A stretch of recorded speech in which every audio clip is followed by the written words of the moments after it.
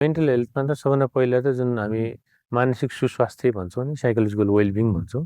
म चाहिँ अहिले कस्तो फिल गरिरहेको छु त होइन फिजिकली होइन कि मेन्टली कस्तो फिल गरिरहेको छु भन्ने त्यसमा पक्कै पनि असर हुन्छ र रिसर्चले के देखाएको छ भन्दा इन्टरनेट एडिक्सन जसमा चाहिँ बढी छ त्यसको चाहिँ त्यही मानसिक सुस्वास्थ्य चाहिँ अलि कम हुन्छ त्यसको चाहिँ नेगेटिभ रिलेसनसिप छ भनेर देखिएको छ त्यो बाहेक चाहिँ के छ भन्दा बच्चाहरूमा चाहिँ जुन यो इन्टरनेट एडिक्सनहरूबाट सफर भइरहेको हुन्छ उनीहरूको चाहिँ सेल्फ स्टिमहरू लो हुने अनि त्यसपछि एकदमै त्यो रिसहरू होइन विशेष गरी एङ्गर आउटब्रस्ट भन्छ त्यो चाहिँ अलि चाँडो चाँडो हुने अलि बढी हुने होइन यही खालको असरहरू चाहिँ देखिरहेको हुन्छ त्यो बाहेक अब अरू त बिहेभियरल समस्या त भइ नै हाल्यो होइन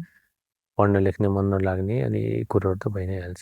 र रिलेसनसिप विशेष गरी यो टिनेजको बच्चाहरूमा चाहिँ रिलेसनसिपको इस्युजहरू पनि कतिपय बेलामा चाहिँ विशेष गरी अर्को मान्छेले होइन